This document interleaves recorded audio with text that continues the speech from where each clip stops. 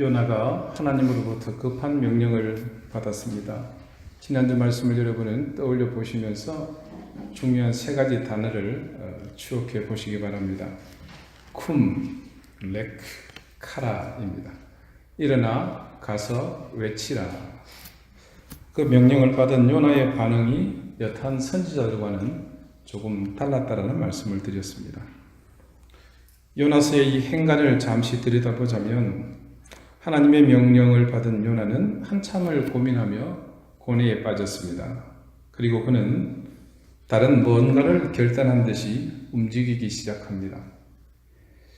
요나의 이후의 행적을 미루어 보건대 그가 하나님의 명령을 받고서 출발을 다짐하고 했을 법한 일들이 있습니다. 아침부터 일찍이 집안을 정리합니다. 그리고 자기 소유의 밭에 나가 뭔가 정리를 하는 듯합니다. 그의 행동은 하나님의 명령과는 다르게 움직이는 모습입니다. 하나님은 그냥 일어나 가라고 하셨지 그에게 가산을 정리하고 니느웨에 가서 살라고 명령하시지는 않으셨습니다. 그런데도 요나는 어디 먼 곳으로 가서 장기간 정착할 요량으로 주변을 모두 정리하는 눈치입니다. 드디어 요나는 모든 정리가 끝났습니다. 그리고 한숨을 푹 쉬더니 욥바로 갑니다. 과연 그는 지금 니느웨로 가기 위해 욥바로 배를 타러 가는 것일까요? 이 니느웨는 굳이 배를 타지 않아도 됩니다. 이스라엘에서 오늘날 이라크의 북부 모술 지역에 해당하는 이 니느웨는 육지로도 충분히 갈 수 있습니다. 어차피 욥바에서 배를 타고 간다고 하더라도 니느웨와 가까운 항구에 내려야 하고 그 항구에서 이 니느웨까지는 또 수일을 걸려야 갈 수 있는 그런 거리입니다. 우리는 당연히 욥바에서 니느웨로 가는 배를 탄다고 여기지만 한편으로 생각해 보면 욥바는 니느웨뿐만 아니라 다른 곳으로 갈 수 있는 가능성을 모두 가지고 있는 그런 선택으로 봐야 합니다. 그리고 이미 우리는 요나가 하나님의 낯을 피하기 위해 욥바로 가고 있다는 사실을 알고 있습니다. 그런 의미에서 요나의 지금 항구로 향하는 걸음은 니느웨가 아닌 다른 옵션을 선택하러 가는 길임을 충분히 짐작할 수 있습니다. 요나는 우리의 짐작대로 배를 타러 욥바로 온 것이 맞고 그리고 그는 몇 척의 배 중에서 한 곳을 물어 알아내고는 승선합니다. 만약에 말입니다. 요나의 가까운 지인이 요나가 하나님으로부터 니느웨로 가서 말씀을 증거하라고 명령을 받았다는 사실을 알았다고 한다면 그 가까운 지인의 눈에 보여지는 지금 요나의 행동은 납득되지 않을 일들이 연거푸 일어나고 있다고 눈치챘을 겁니다. 그가 집을 정리하고 밭을 매매하는 등 분주히 큰 돈을 마련하는 일련의 행동은 니느웨를 다녀올 정도의 비용보다는 비교도 안 될 만큼 훨씬 많은 돈을 마련하는 모습입니다. 그리고 요나가 욥바로 와서 골라 탄 배는 니느웨의 연결편이 이어지는 지중해 해변을 따라 올라가는 작은 배가 아닌 전혀 다른 배입니다. 요나가 지금 올라탄 배는 누가 봐도 알 수 있는 배입니다. 그 배는 다른 배와 비교해서 월등히 규모가 큰 배입니다. 왜냐하면 이 배는 지중해를 가로질러서 다시스까지 가야 하는 대형 배이기 때문입니다. 그리고 이 배는 니느웨로 가는 그런 배편보다도 비교도 안 될 만큼의 엄청난 싹스를 지불해야 하는 국제선이었습니다. 목적지까지의 거리는 3,200km나 되는 장거리입니다. 그 당시의 배삭스로 다시스까지의 비용은 서민들의 집 한 채의 값보다 비쌌다고 전합니다. 그가 집을 정리했고 밭을 정리하게 된 이유가 이제 짐작이 됩니다. 요나는 당당하게 뱃삭스를 지불하고 승선합니다. 배에 올라탄 요나는 어느 부분으로 들어갔겠습니까? 아마도 배의 가장 아랫부분으로 내려가지 않았겠습니까? 이유는 사람들, 특히 하나님의 눈을 피하기 위해서입니다. 요나는 안도의 한숨을 쉬었을 것입니다. 이제 이 배를 탔고 그리고 잠시 후면 바다 한가운데 내가 떠 있을 텐데 무슨 재주로 내가 니느웨에 갈 수 있겠는가? 오늘 본문 우리가 함께 본 3절에서 유의하여 보실 단어가 있습니다. 그것은 피하여입니다. 원래 히브리어로 피하다는 파네라는 말을 씁니다. 하지만 오늘 본문에서는 전치사 민과 무엇으로부터라는 의미의 르가 함께 붙어서 성경에는 밀프네이로 사용이 되었습니다. 즉 무엇의 얼굴을 피하여라고 할 때 밀프네이 쓰는 겁니다. 그러니까 본문에서는 여호와 하나님의 얼굴을 피하여입니다. 그러면 어떻게 되겠습니까? 밀프네이 야훼 이렇게 기록이 되겠죠. 요나가 지금 취한 행동의 원인은 바로 하나님의 얼굴을 피하기 위해서입니다. 하나님의 얼굴을 피한다. 이는 성경의 처음에 상징적 두 사건에서 그대로 우리에게 드러났던 인간의 본인의 모습이기도 합니다. 처음 사람이었던 아담이 범죄했습니다. 그가 그 다음에 취한 행동이 뭡니까? 하나님의 얼굴을 피하여 숨었습니다. 그리고 그의 아들 가인이 동생 아벨을 죽인 이후에 또한 하나님의 얼굴에서 멀어진 사건을 우리는 기억합니다. 이때 이들은 모두가 하나님을 향한 방향이 아니라 하나님의 등을 돌리는 방향으로 자신들의 걸음을 옮겼음을 알 수 있습니다. 밀프네이 야훼는 즉 의지적으로 하나님의 얼굴에서 등을 돌려 정반대의 방향으로 걸어간 그 행위를 말합니다. 어느 시대를 막론하고 얼굴을 돌린다, 얼굴을 떨군다는 것은 죄나 전쟁의 참사 혹은 적군의 공격으로부터 부끄러운 상황을 당할 때 사용되었습니다. 왜냐하면 얼굴은 명예와 체면의 상징이기 때문입니다. 특히나 그 시대, 그 고대 사회에서는 더욱 그 의미가 강조되던 때입니다.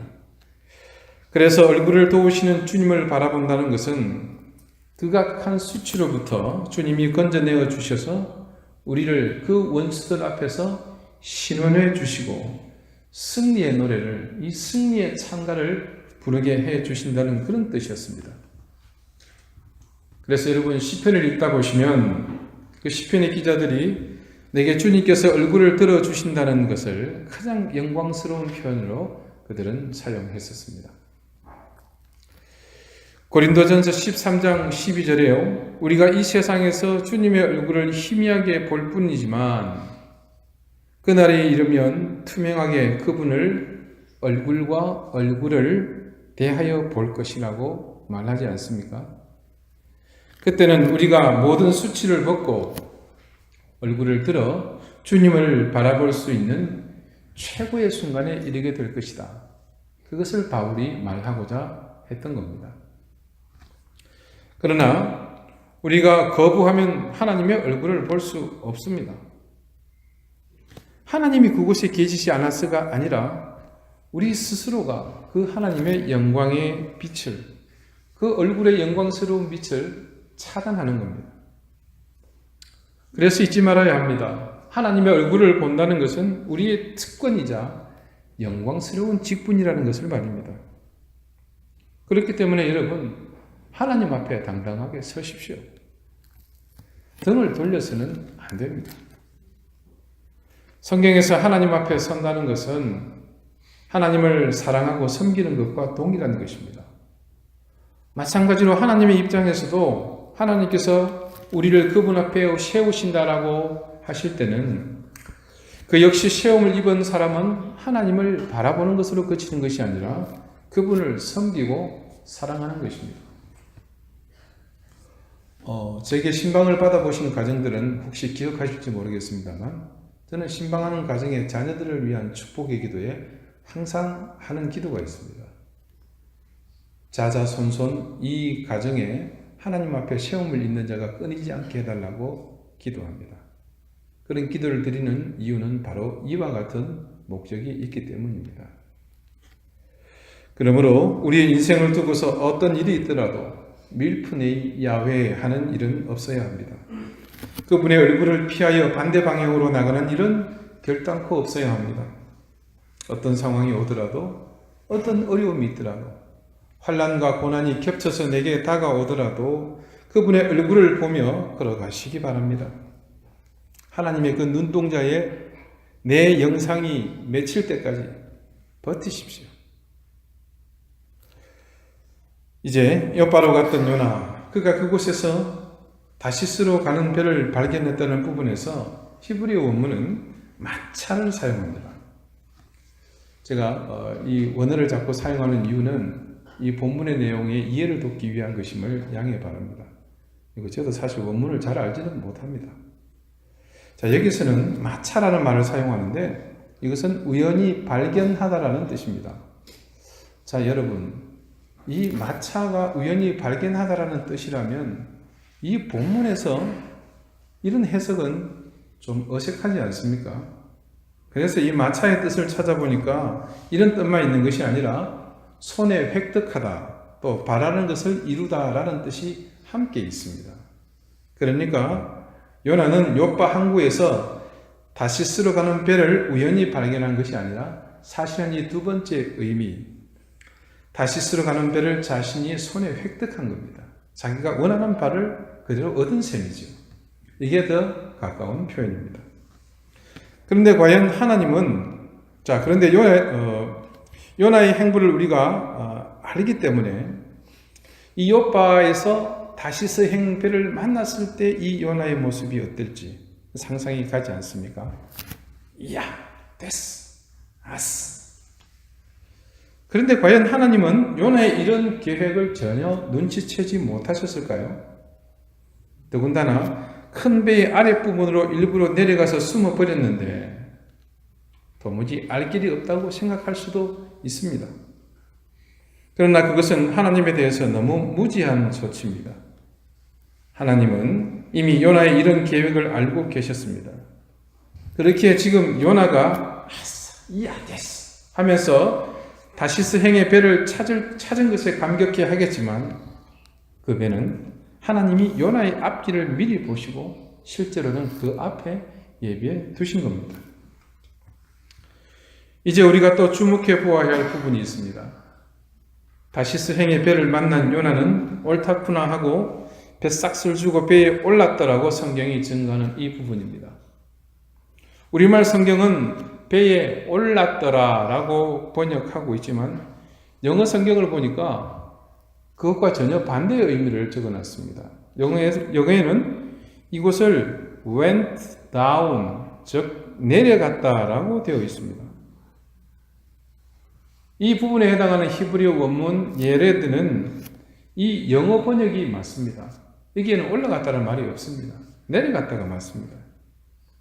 그러니까 이는 요나의 상황을 그대로 정확하게 설명해 주는 표현입니다. 실제로 요나는 배에 오르기는 했지만 그 즉시 아래로 내려갔습니다. 그리고 단 한 번도 배 위로 올라오지 않았습니다. 언제까지요? 하나님이 그가 올라오지 않으면 안 될 상황으로 인도하실 그때까지. 하나님의 낯을 피한 요나, 고의적으로 여호와의 얼굴을 피했기 때문에 그는 다시스로 가는 사람들과 함께 올라간 것이 아니라 그들과 더불어서 뱃속으로 깊이 내려갔습니다. 모두 다 이 배는 다시스로 가는 줄로 알고 있습니다. 인생이 생각하는 행선지는 분명 다시스입니다. 요나는 그 배를 타기 위해서 많은 것을 준비했을 겁니다. 배편을 알아보아야 했고 그리고 그 뱃삭시 얼마나 비싼지를 알게 되었을 것입니다. 무엇보다도 그는 니느웨로 가는 것을 거역하기 위한 방법을 제일 먼저 찾지 않았겠습니까? 처음 말씀드린 것처럼 욥바로 내려갔다는 자체가 이미 니느웨가 아닌 다시스로 혹은 그와 같은 방향, 즉 니느웨와 무조건 반대 방향으로 가는 배편을 찾기 위한 걸음이었습니다. 어쩌면 요나가 승선한 것은 자기의 의지를 통해서 이루고자 하는 그 미래를 기약하기 위한 선택이었습니다. 그러나 요나가 한 가지 간과하고 있는 중요한 사실이 있습니다. 그 배는 하나님이 선장이시라는 사실입니다. 물론 그 배에 실제적인 선주와 선장이 존재합니다. 그러나 그들은 자신들이 할 수 있는 범위 내에서만 이 배에 대한 주권이 있을 뿐입니다. 여러분, 이 배가 물이 없다면 무용지물입니다. 바다가 없다면 그 배는 그냥 명소의 카페나 아니면 해양 박물관 정도로 사용되겠죠. 지금 다시스행의 배가 배인 것은 그 배가 항해할 수 있는 지중해라는 거대한 바다가 있기 때문입니다. 우리 하나님은 그 바다의 주인이십니다. 선장이 아무리 뛰어난 항해술을 가지고서 항해를 한다 손 치더라도 하나님이 그 뱃길을 열어주시지 않으면 천하의 선장, 아니 선장 하렵이라도 소용없습니다. 하나님은 그래서 이 배의 진짜 선장이십니다. 단지 요나가 타고자 하는 배가 아니라 그의 인생이라는 이름의 배를 항해하시는 선장이십니다. 그의 걸음이 북쪽 니느웨를 향한 걸음이 아니라 욥바의 내리막길로 치닫게 하신 것도 하나님이십니다. 요나가 배에 올라타자마자 배 아래로 내려가서 하나님의 눈길을 피하였다고 스스로 안심했겠지만 그런 안심하는 그 상황마저도 하나님은 의도적으로 이끌고 계셨던 것이죠. 결국 하나님의 그 손 안으로 요나는 스스로 뛰어들었습니다. 하나님은 이런 요나의 인생이라는 배의 실제적인 선장이십니다. 앞으로 선장이신 하나님이 이 철없는 선지자를 어떻게 다루시는지, 그의 인생의 배의 길을 어떻게 운용하신지를 이제 여러분은 보게 될 것입니다. 우리의 인생은 수많은 시인들이 또 문학가들이 그랬듯이 망망대해를 항해하는 배와 같다, 그렇게 노래했습니다. 그리고 그 망망대해는 한 번도 가본 적이 없는 곳입니다. 그 바다의 기후조차도 우리는 전혀 알 수가 없습니다. 그런 길을 내 스스로 노를 저어서 혹은 돛을 달아서 간다는 것은 쉬운 일이 아닙니다. 그래서 우리의 이 인생길에는 유능한 선장이 필요합니다. 놀라운 것은 우리가 예수 그리스도를 통해 하나님의 자녀가 되므로 하나님은 기꺼이 우리 인생의 선장이 되어 주시려고 하십니다. 그런데 그 배는 나만 타고 있는 것이 아닙니다. 이 배는 우리 모두의 배이며 우리는 모두가 하나님이 운행하고 계시는 이 배를 함께 타고 있는 사람들입니다. 그런데 그 배에 탄 우리는 서로가 선장이 되려고 합니다. 모두가 선장 노릇을 하려고 하죠. 배는 하나님이 키를 돌리시는 방향으로 갈 뿐인데 주제넘게 우리는 서로 소리를 높이면서 이리로 저리로 마음대로 배를 돌리려고 하죠. 그런 우리의 싸움은 기껏해야 그 배 안에서 일어나는 일일 뿐입니다. 우리는 자신의 인생이 스스로의 것이라고 생각하며 지금껏 마음대로 살아왔습니다. 그렇게 살아왔던 여러분의 인생이 스스로 만족할 만한 인생이셨습니까? 그리고 더 중요한 것은 우리가 우리 의지대로 살려고 했던 이 인생이 여러분 그것으로 끝나고 마는 인생이었던가요? 만약에 그렇게 시작해서 끝나버리는 삶이라면 어떻게든 우리 욕심껏 사는 것도 나쁜 일은 아닐 것입니다. 그러나 우리는 이 일생이 끝나면서 다시 영원한 삶을 시작해야 합니다. 그 영혼의 삶에 비하면 우리의 이 삶은 짧은 찰나의 순간일 뿐입니다. 지금의 이 인생은 우리가 어떻게 살든 상관없습니다. 그러나 영원한 생명의 그 삶은 다릅니다. 그 생은 절대로 우리의 의도대로 되지 않습니다. 만약에 우리의 의도대로 내 고집대로 하려고 한다면 그 길은 결단코 우리에게 허락되지 않습니다. 사랑하는 여러분, 오늘 요나는 분명 배에 올랐다고 말씀은 증거합니다. 그것으로 끝난 줄 알았습니다. 원문은 분명 그가 배 아래로 내려갔다고 증거합니다. 그렇게 숨겨주면 하나님의 눈을 피해서 모두 자신의 뜻대로 되는 줄 알았습니다. 지난주도 말씀드렸지만 이런 요나의 모습 너무 친근하지 않습니까? 전혀 낯설지 않은 익숙한 우리의 모습입니다. 여러분, 하나님의 낯을 피하려고 하지 마십시오. 그분의 낯을 피하는 길은 오로지 하나, 내가 흑암으로 들어가는 길밖에는 없습니다. 아무리 우리가 예레드 한다고 할지라도 하나님은 우리를 그곳까지 오셔서 지켜보고 계십니다. 여러분, 우리의 인생이 어떤 곳에 처하든 하나님이 우리를 붙들고 계심을 믿으십시오. 그리고 그분이 우리 인생의 선장이심을 확신하십시오. 지금 잠깐의 내 인생의 만족을 위해 여호와 하나님의 얼굴을 피하지 마십시오. 지금 내 주머니에 필요를 채우기 위해 내 아래도 예레드 하지 마십시오. 숨지 마십시오. 어차피 우리의 인생은 하나님의 주권 아래에 있습니다. 이제 우리를 위해 저 망망대해를 준비하시고 그곳에 일어날 풍파를 다스리시는 하나님, 그 위로 우리의 배를 운항하시는 하나님만을 바라보며 사십시오. 기도드리시겠습니다. 하나님, 저희는 수없이 많은 순간들을 하나님의 낯을 피하며 얼굴을 돌리며 내 가고 싶은 길을 달려갔습니다. 번번이 우리는 실패하면서 작은 만족에 금방 실망하고 그것을 반복하여 낙심했습니다. 아래로 끊임없이 하나님을 피해 우리는 내려가며 숨으려고 발버둥 쳐왔습니다. 그러나 그 모든 상황, 모든 순간에 하나님이 우리와 함께 하시면서 우리의 길을 동행하셨음을 이 미련한 인생이 이제야 깨닫습니다. 하나님이 우리 인생의 선장이심을 저희는 믿습니다. 그 배가 가는 길을 다스리시고 그리고 우리가 가야 할 곳으로 소망의 폭으로 우리를 인도하여 주시옵소서. 예수 그리스도 이름으로 기도드리옵나이다. 아멘.